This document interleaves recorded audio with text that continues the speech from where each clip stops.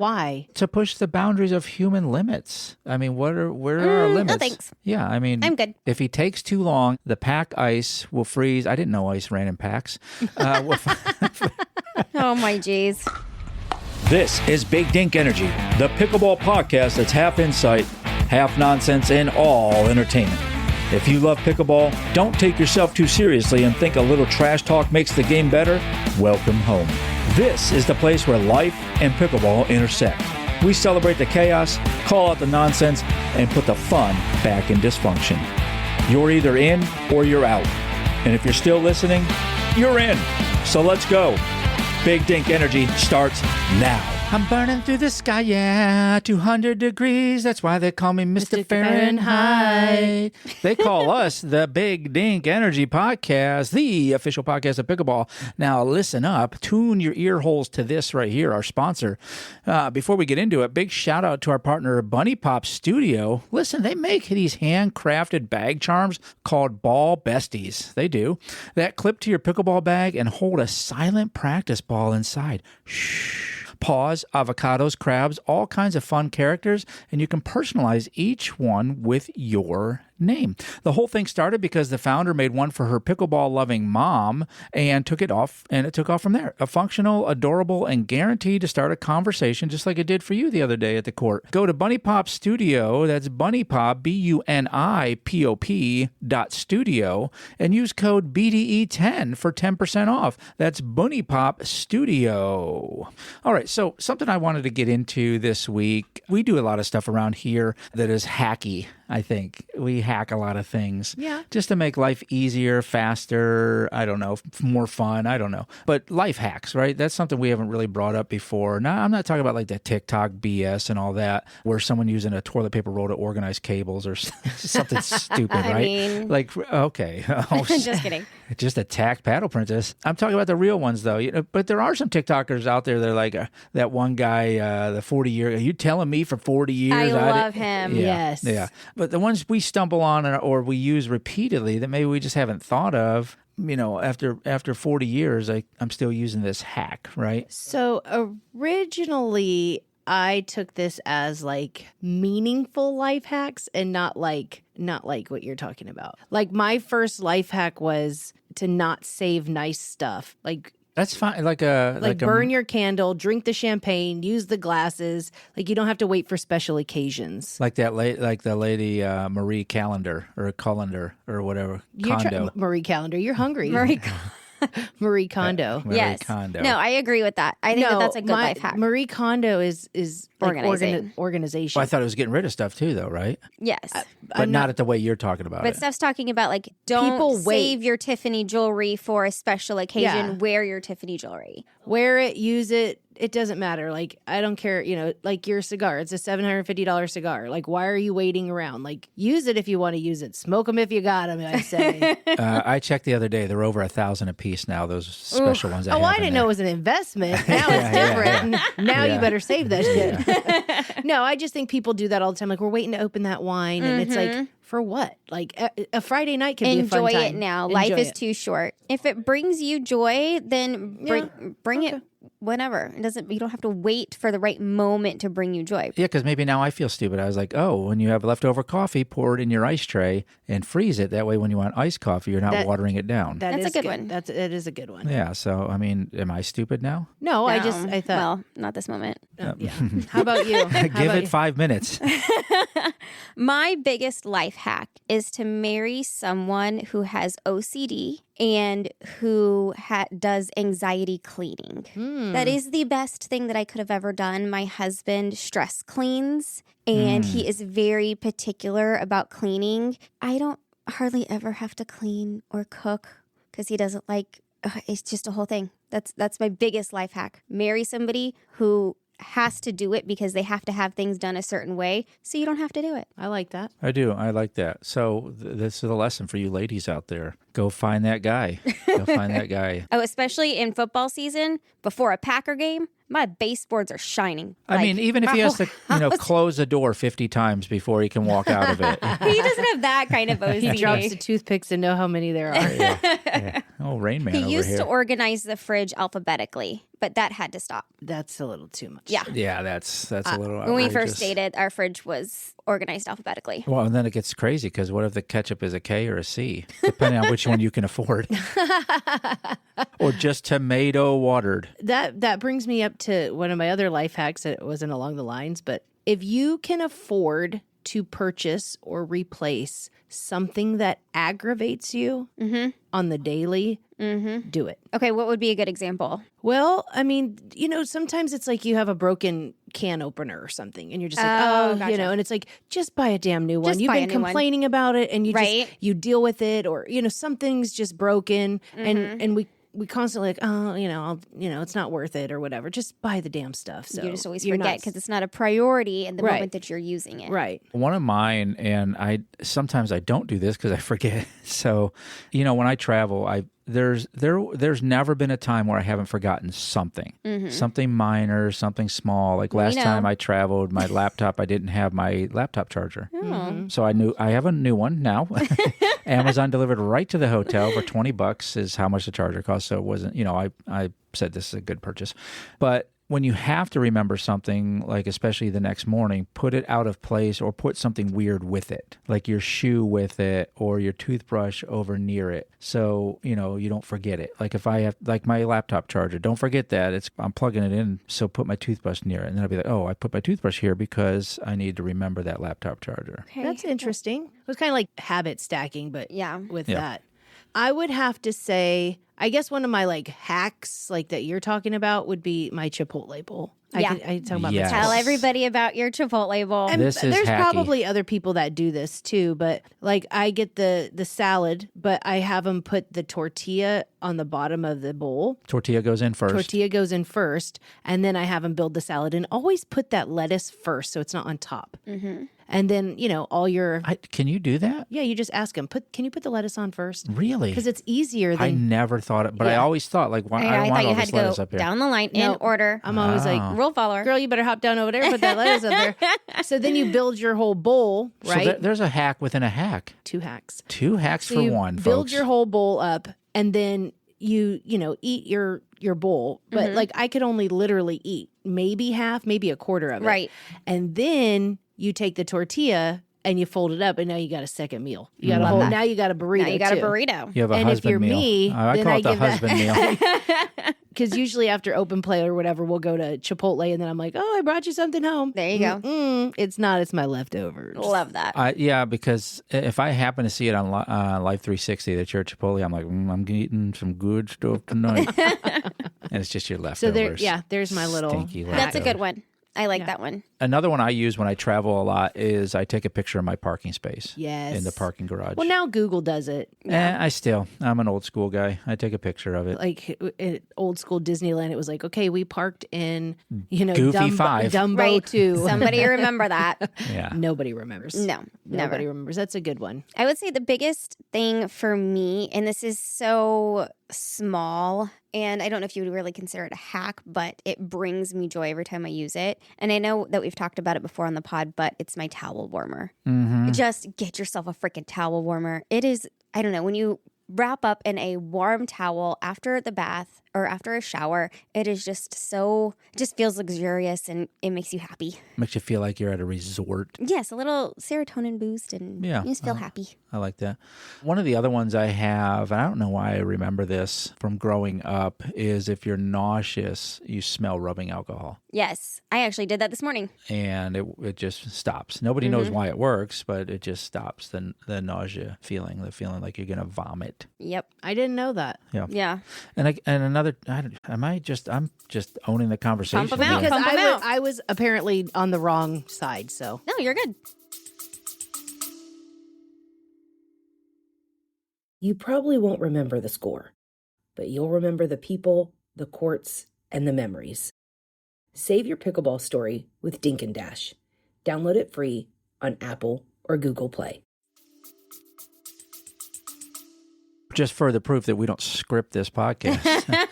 And sometimes we don't even talk to each other, even though we are 3 feet away from each other.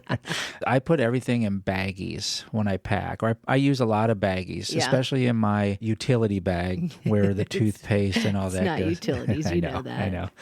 It's an inside joke. But nowadays especially in they that. have packing cubes. Yeah, I get it. But baggies are ubiquitous. You can use them for anything. And I keep a bunch of the freezer ones in there because they make great ice packs, and there's always ice machines. And I'm of that age and of that injury level where I need ice packs sometimes. And the other one is keep a trash bag in your car, like a big trash bag. You never know when you're going to need it, but just always have it. Especially if you have little kids, great to have some old Walmart bags in there, double them up. I'm feeling sick. No, the hell you are. You better get out. Well, you're feeling like you're about to be on the side of the road. That's what you're feeling like. You know, To feel them legs to walk. Oh, right? I remember our son. I took him somewhere my first time, and he just threw up all over himself. Yeah, That's when you just Dad. throw everything away. I remember when Tempe did that in your class. It's just bad. Yeah. Oh, those big plastic clamshell things that things come in, the real hard to cut open thing when they come in a plastic shell. You can use your can opener to open those. I have done that. I've never done that. Mine's an electric one. Like you gotta. Oh. Ew. Look at you. Fancy. Fancy. It's not that fancy. Fancy with the electric It's can not that opener fancy. over here. Golly, living in a mansion with a Electric can over. I'm Jeez. surprised she's even here with us. right next to our electric knife, I bet, and probably an actual toaster. Peasants. We did have an electric knife for carving fish. Oh, I have an electric knife for cutting foam, like out of cases. Oh. And there's all the ones that everybody knows out there. Like if you're trying to work, put your phone on airplane mode so you're not disturbed. Yeah, I don't. Set your I alarm don't to do get up that. every 45 minutes and walk and stretch. Like the Pomodoro method. Yeah, Pomodoro method and all that. Tell us what your life hacks are. You can go to all of our socials, bdpodcast.com, and tell us what you have a life hack of. Send us pictures, send us comments. We want to know what we're missing out on. Let us know. Yes, all the way from the mailbag. This one comes from Shauna Smith Shame, being greedy on the names there with 3 of them, Shauna. On Instagram said, I really enjoyed meeting all of you at PickleCon. Yay. I also really like the shirt you were wearing. Well, Shauna, thank you from the ladies here. It was nice meeting you as well. And that shirt was our Dink and Dash app Game Changer shirts. Go find us and find those shirts. Maybe we'll send you one if you comment. Just the tip. Aim for the transition zone, not the kitchen. Most rec players, that's you out there, aim for the kitchen line when hitting to opponents. The real target is their feet in the transition zone. That awkward area between the baseline and the kitchen line is where they're moving forward and can't hit down on anything. And if you're at SeaWorld, you don't want to be in the splash zone. That's where points are won. Just the tip. It's time for Pickle Pals. Here we are again with another Pickle Pal, and this time we've got a big star with us. Today's guest grew up in Brooklyn projects, headed for jail or worse, and got saved by a sport he didn't even like, ping pong. And he turned pro, got sponsored by Rockstar Games, and in 2015 flew all alone by himself to North Korea. He's back, so he's okay, to play in front of 5,000 people because he thought one guy with a paddle could do what governments couldn't. And I would say, go watch the video. I think he did a great job. And here's the kicker. When pickleball blew up, he was, in his own words, the #1 hater of the sport on planet Earth. So, Wally, how did pickleball hurt you? What happened to you? That's great.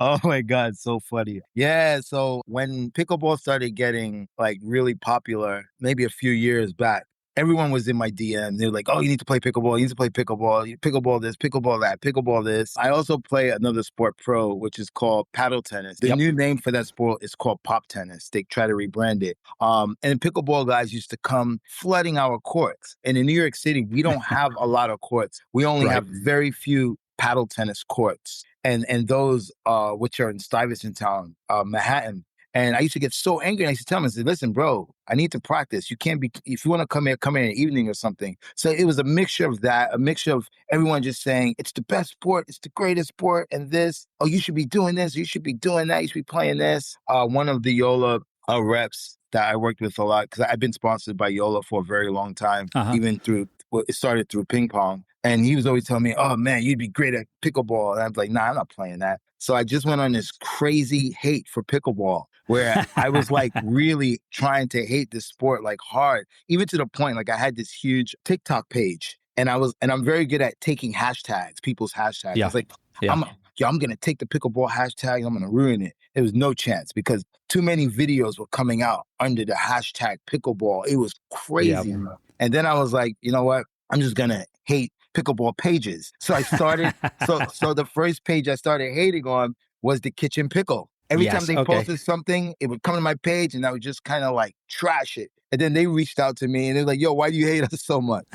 And then I kind of felt bad. And I was like, well, I don't really hate you, but you know, the sport is crazy. Yeah. And that's how my hate started. That was where the hate came from. I love it, man. Because we met you early on. You trolled our page. And yeah. It was kind of something like that, but I saw it for what it was, right? I saw it like, okay, this is a troll. He's in the paddle sports, so it's not true. And so my wife said, well, we're just going to make a friend out of him. And then we did, So yeah, we saw right through you, but some others may not. But I absolutely love it. I love the arc of that story, man. And because you even said like table tennis saved your life and pickleball probably on the same path, right? So tell us, in Brooklyn and the projects and all that kind of stuff, I can only imagine. But for our listeners, like, what was young Wally getting into and getting up to? Yeah. So, I grew up with a very extremely narcissistic stepfather who used to beat up my mom like every day, like choke her,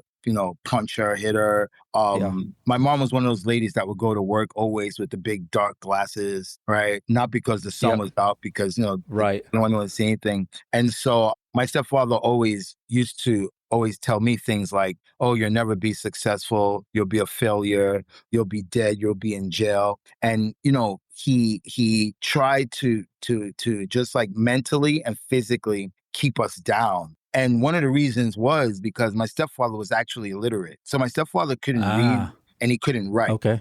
But he was a master carpenter, right? So he took up a trade and he was like the best of the best when it comes to carpentry. And that's how he got by. But my mom had a college education, right? So he felt, even though he had this master trade, he always felt that my mom was superior to him because the way my mom would speak. Like she would use these big, I remember one time, I don't know if you could curse, but I remember one time my mom called him a dilapidated son of a bitch. And I was like, what does that even mean? But so first, I know what son of a bitch is, but now I got to figure out what dilapidated is, right? Yeah, exactly. Does that make it worse? Yeah, and it did make it worse, right? Because she would always say things he didn't understand, and then his next recourse would be physical abuse, right? Because that's where he felt the most power. And I grew up with this, every day of my life, and I just became a really violent kid, and I started at gangs, at 12.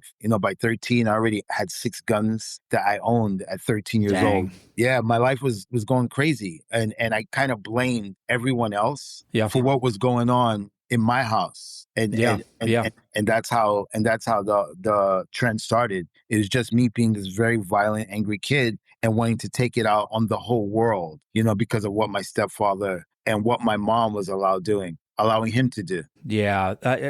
I think we see that cycle so much, it's, I gotta guess his dad was kind of like that. And, and then, that's what he knew. And so the only way he could take control was, like you said, physical violence. But man, I'm so glad to see, you recognizing that and then getting away from that. And then, man, the way you embrace everything that you do now, the way the outward, personality that you have now is so refreshing because, everything you do, and I do a ton of research before I do these, you're so genuine in what you do and your passion really comes through and everything. So, I absolutely love that. What a great origin story, man. That's you could definitely be that superhero, like, oh, I had this terrible backstory. Right. My parents were killed in an alley after we went to a movie. And now, now, I'm with Rockstar Games, with the North Korea, man. It's so awesome. And I did see you on a stage at a TED Talk, and I just got to say, were you trying to look like Simon Phoenix from Demolition Man? Because you had the blonde hair and everything. So I had to bring that up. Yeah. So the blonde hair thing with the designs in it, that's what I normally always look like. That's my signature thing because, Yeah. you know, when you're traveling the world or playing competition or when you're traveling everywhere, a lot of people don't remember faces, Right. but they remember the hair. That's So right. their hair is always memorable. They can always remember that. So that's why I started doing the hairstyles with the bleaching it. But I'll tell you the origin of that because it's actually very funny. So I co-own a business, which the other co-owner used to be Susan Sarandon, who's the famous, Oh, wow. legendary actress. And Yeah. one day we were all, we had freshly opened and we were all inside and her hairstylist was there. And I said to him, I said, you know what? I think I want to dye my hair. And it was just a random thing. And he goes, man, you should dye it orange. And I was like, nah, I'm not going to do that. Orange is crazy. That's crazy. And then his exact words were, I'm gay and I'm more man than you. That's what he said to me. I was like, what? I said, all right, bro, I'm going to go dye it tomorrow. So I dyed my hair the next day orange and it looked crazy. And I was like, oh my God, I got orange hair. I'm walking around with an orange head. And what can I do with this? And so I remembered when I was a kid, I used to get these lines in my head. So I started to search for a barbershop where I can go where someone could do designs in my head. And I found one. And then that would started a trend. And then I noticed that people would always remember the hair. They would always remember, That's right. You know, the designs. And that just became like my thing. Yeah.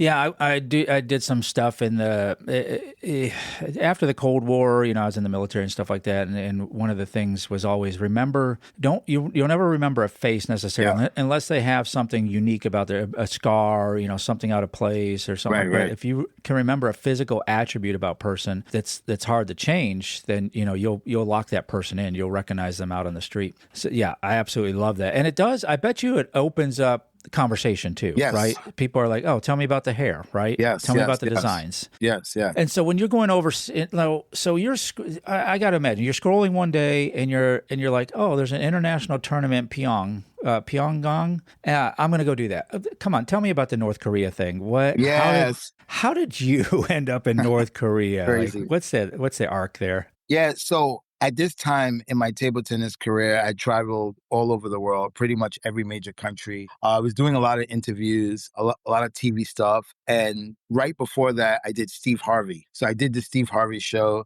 And that was like really big for me because I was a huge, fan of Steve Harvey. Yeah. And then I was like, the next year came. And, sometimes in your life, you reach this height of what you want to accomplish and you feel very accomplished. And now the next year coming, it's like, oh, damn, what's next? What's next?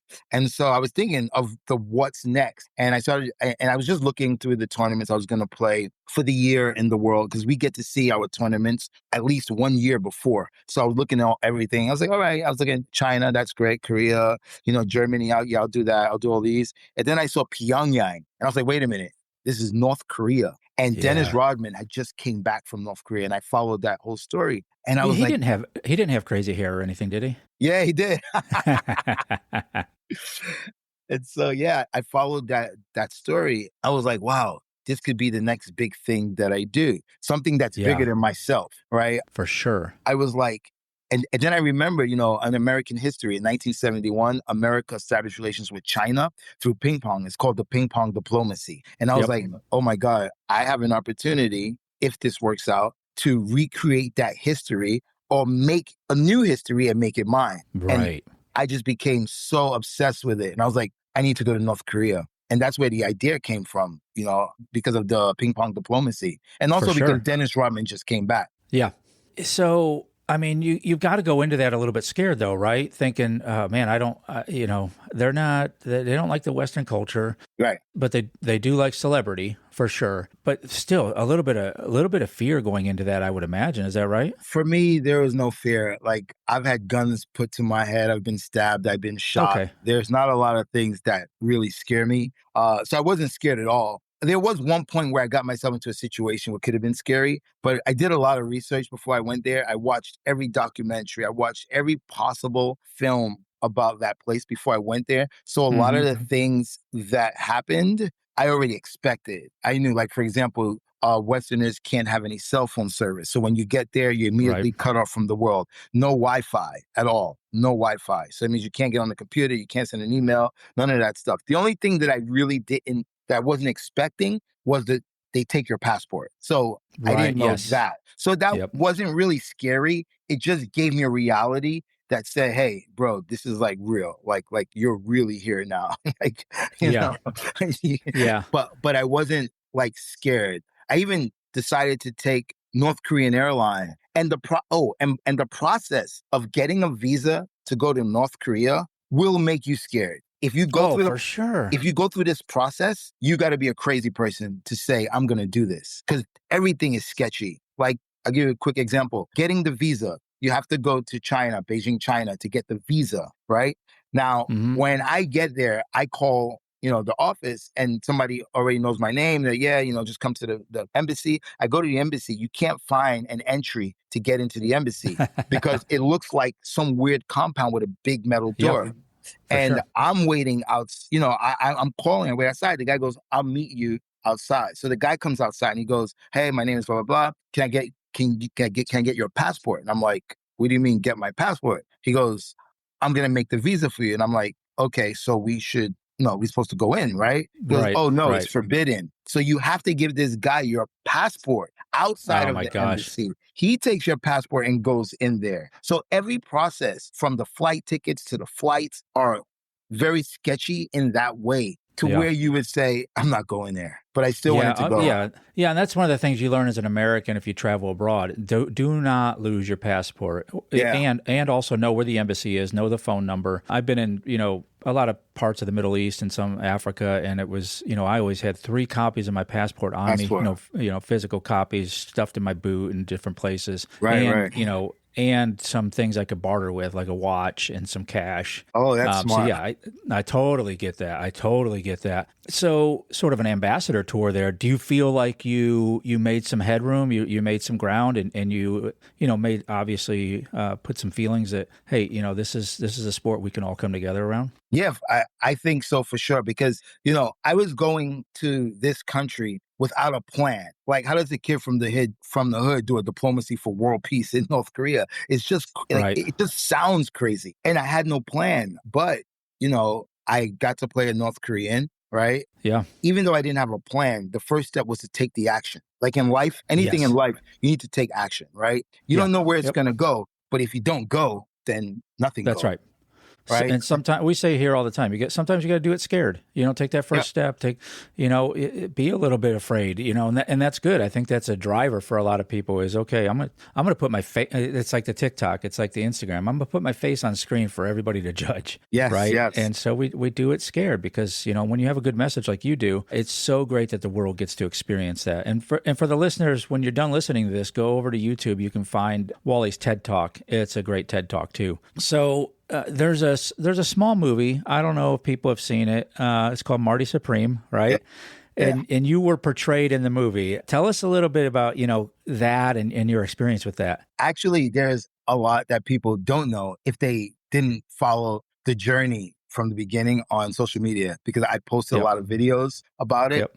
So anyway, originally I was asked to be in this movie called Marty Supreme. This was a while ago. Somebody mentioned to me, and then I wasn't really interested because I didn't know what kind of movie it was going to be. And usually movies about ping pong are really corny, like Balls of Fury was one that they asked a long time ago. Yeah. They're funny, yes, but I don't want to be the face. I don't want to be, as a person that's trying to make a sport cool and trying to make a sport look good, I don't want to be the guy who's in the movie that's making it look like, like a clown thing. Right. So I was like, no, I'm okay. I'm not interested. And then a Japanese friend of mine got a part in the movie.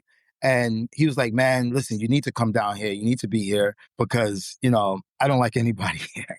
So, and this is a very close ping pong friend of mine. And I was like, all right, bro, I'm going to come down. So he told Josh, who's the director, he was like, Wally says he's going to come down. And then Josh was happy. He was like, all right, yeah, just tell him to come to set. Well, I had to go to wardrobe first, of course, and then come to set. So I get on set and I see Josh. And Josh's like, hey, man, what's up? How are you? He's like, yo, you don't remember me? And I was like, no, because I meet so many people every day. He goes, I met you 10 years ago at your club. I was like, what? Gosh.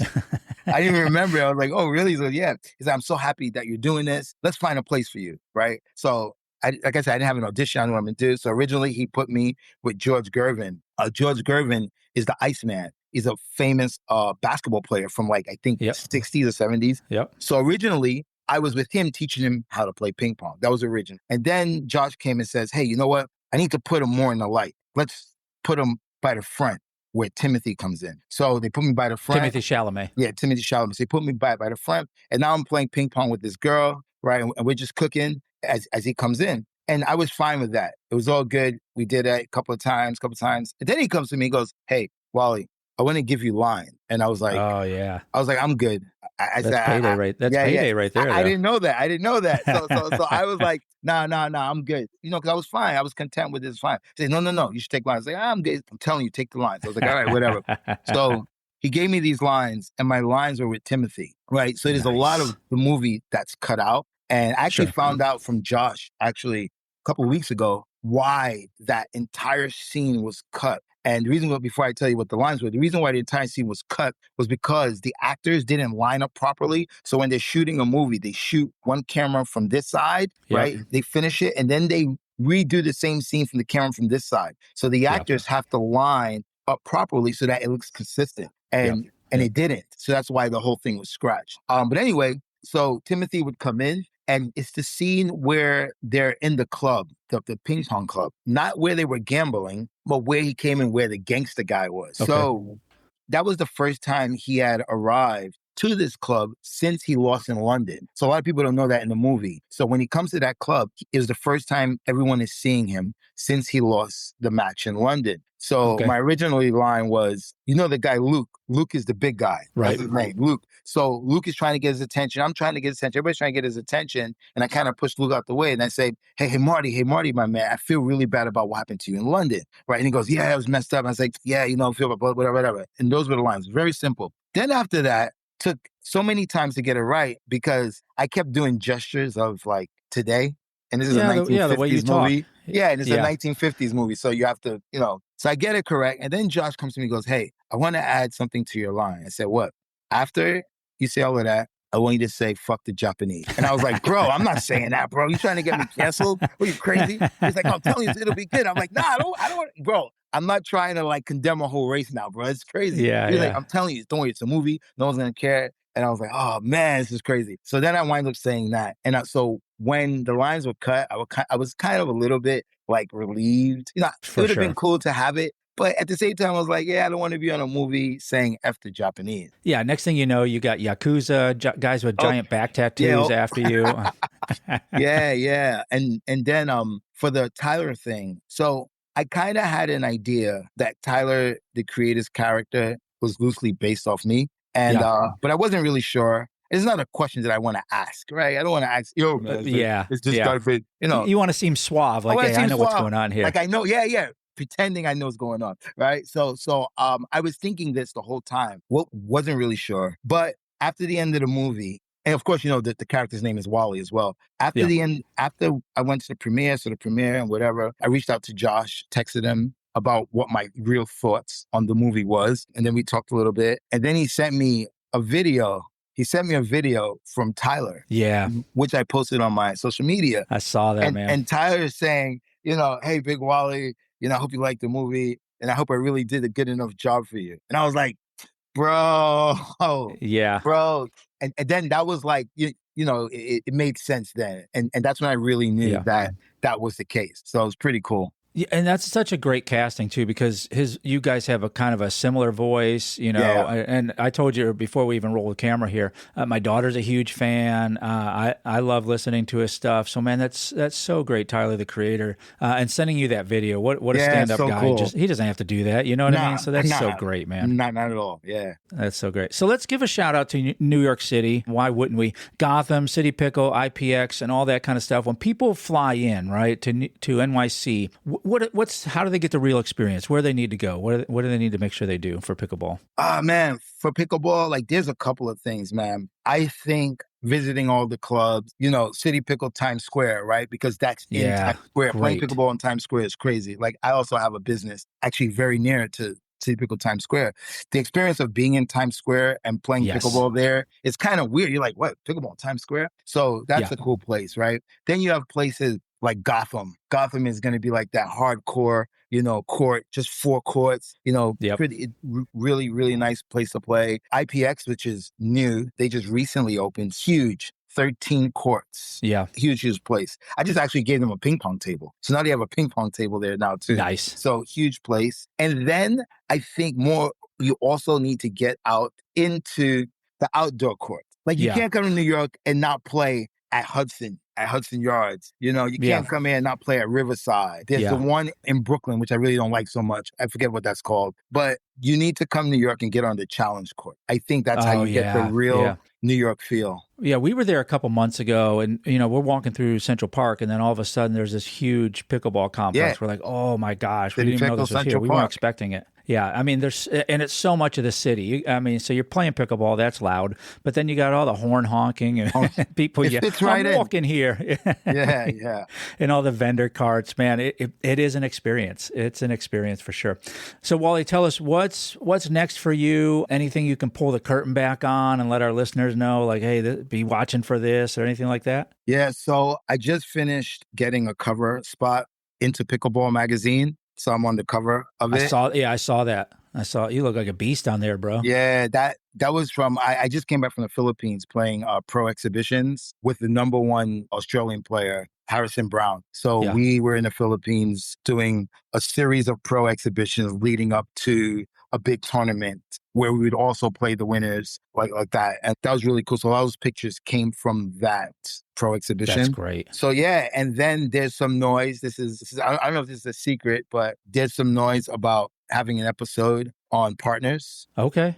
Yeah. All right. So that might be a next step. And then also trying to do PPA, possibly MLP. As long as I had a really bad injury in July. Like last year, I broke my ribs on a bike. I broke my ribs, knee ligament damage, meniscus tear. I mean, the fact that I can still play high level with his knee is incredible. But I have good doctors around me, so they always give me really solid advice and tell me what to do. So I'm just trying to figure out this knee situation. That's why in all my videos you see I wear this brace, this hinge brace. Like I can't play without it, but I can still move just as well as I could before I got injured. Yeah, it didn't. I tell you what, it didn't affect your behind the back shot. I'll just tell you that much. Yeah, dude, you that is so peak, because if I'm on the court playing with you and you do that, I'm like, I'm done. You know what I mean? Like now he's hitting it between his legs, behind the back. I'm like, okay, this is a different level. He's just clowning me now. It's fun. I find all those things fun. Like, I try to be on the court with everyone. Like, for example, like when I was in the Philippines playing, these are pros we're playing against, right? And I have no problems against it. I played ping pong for 20 years. I played pro paddle tennis since I was a kid. Paddle tennis is my first, actually paddle tennis is my first racket sport. Played it since I was a kid. Since I was a kid, it's my first sport, racket sport. So even at like that level, I don't find it difficult. I don't find where I'm being like, oh my God, I can't.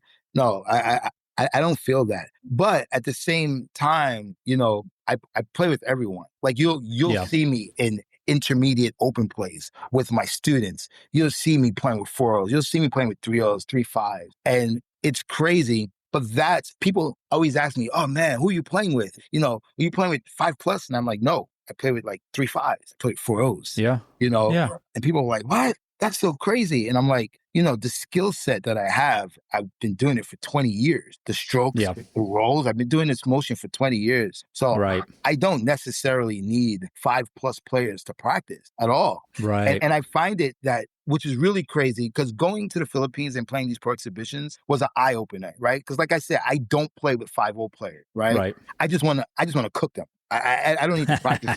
I don't need to practice with them. But, I noticed that from playing with my student, like my student is like a 2-7 on paper, right? Sure. 2-7. Yeah. And I'll bring it to like a 4-0 open play. And then it gives me a lot of work because I have to do a lot of covering. And then I noticed that when I went to play this pro exhibition, right?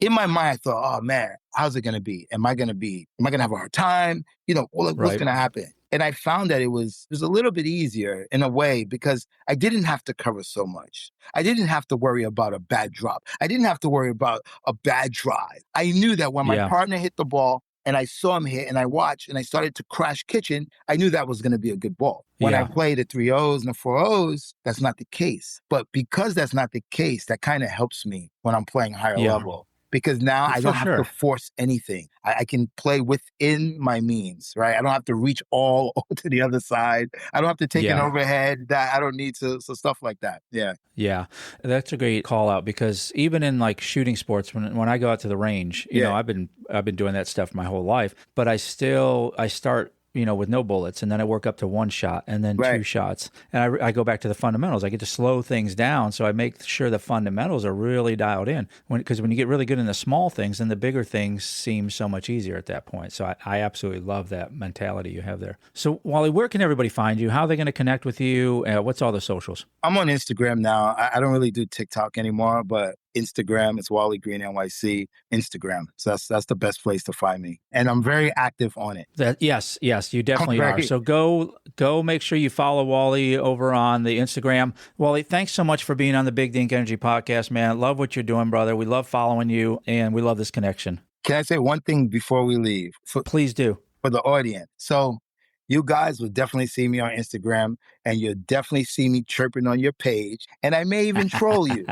I most likely will troll you. But that means he likes you. It means I like you, and it's all about social media. Take the trolling, use it as engagement, and you'll grow. Promise you. Yeah, love it. Wally, thank you so much for being on here. And I just cannot tell our listeners enough. Go follow Wally. You're going to get a lot out of it. He gives so much, and you can tell the passion just comes right through the video screen for you all. Thanks so much, Wally. Appreciate you, man. Appreciate you.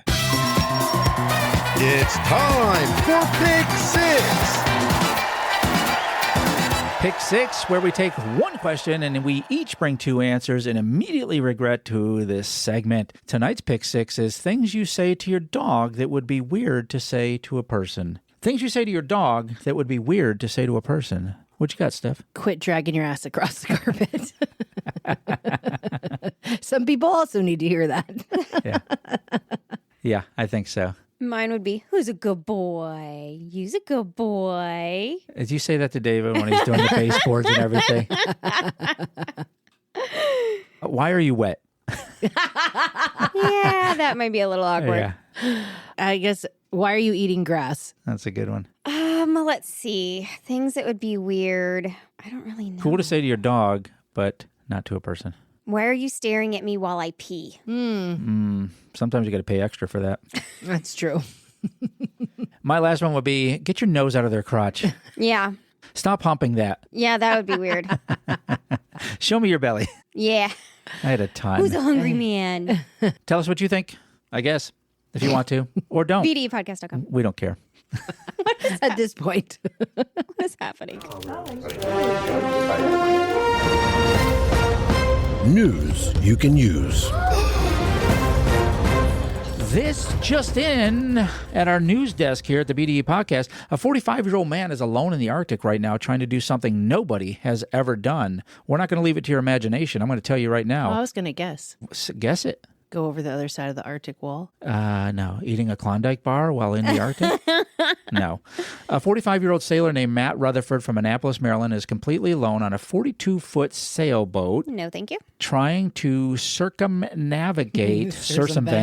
the Arctic Ocean solo and unassisted 10,000 nautical miles by himself through ice floes, gales, and waters where if you fall asleep at the wrong time, you die. He even said that. Oh, okay. Sleep can kill him. He said it. If he hits ice while he's sleeping, he's dead. Every time he closes his eyes, he's gambling. He has radar to spot bigger chunks of ice and thermal binoculars for smaller ones, but the ice doesn't care about your technology or your feelings, really. Or your life. Yeah, he's currently in Russian-controlled waters, Das Vidanya, No. and has to check in with Moscow every single day. He has to report his position to FSB, Russia's security service, if he gets too close to shore. He's solo sailing through the Arctic while filing daily reports with Russian intelligence. That is insane. Why? Agreed. Why? Well, I mean, Just to say that you did it? to push the boundaries of human limits. I mean, where are our limits? No, thanks. Yeah, I mean, I'm good. I don't even like to use my hands to get ice yeah, because it's too cold. yeah. So no. These are the things that young men just dream about. 45. Yeah, he's my age. Okay. Plus a few. Plus a couple, whatever. That's incredible. Yeah. I mean, good for him, but yeah, no. Not for you, huh? no. What was his name? No. Matt Rutherford. Is he? He sounds like a newscaster. Mm-hmm. Matt Rutherford here. Yeah. Story about the Arctic Ocean at 11. Is he on TikTok or something? Yeah, I think he's on TikTok His phone's for sure. probably frozen. He has Starlink. No, and Starlink is Russian expected to cut out waters, once he no. gets deeper into Russian waters, which means he'll lose most of his ability to communicate with anyone for weeks. Just him, the boat, the ice, and So we don't silence. even know if he's dead. No No. one even knows because you wouldn't be able to communicate anyway. or if he gets murdered. Yeah, I mean, here's the other thing, a ticking Yeah, time clock no, for him. thank you. If he takes too long and summer turns to fall, the pack ice will freeze. I didn't know ice ran in packs. Oh my jeez. Will freeze around his boat and Yeah, trap him. yeah. The I was expedition is over. He's racing against the season itself. Running well, with the devil. Best of luck to you, dude. Best of luck. Get it, Rutherford. Matt. Hey, you want to come on the podcast? If you make it, let us know. That's incredible. Yeah. All right. Peace out, Home Scout. Really?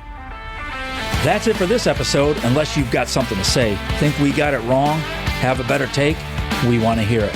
Find us at bdepodcast.com or at BDE Podcast on the socials. Drop us a message.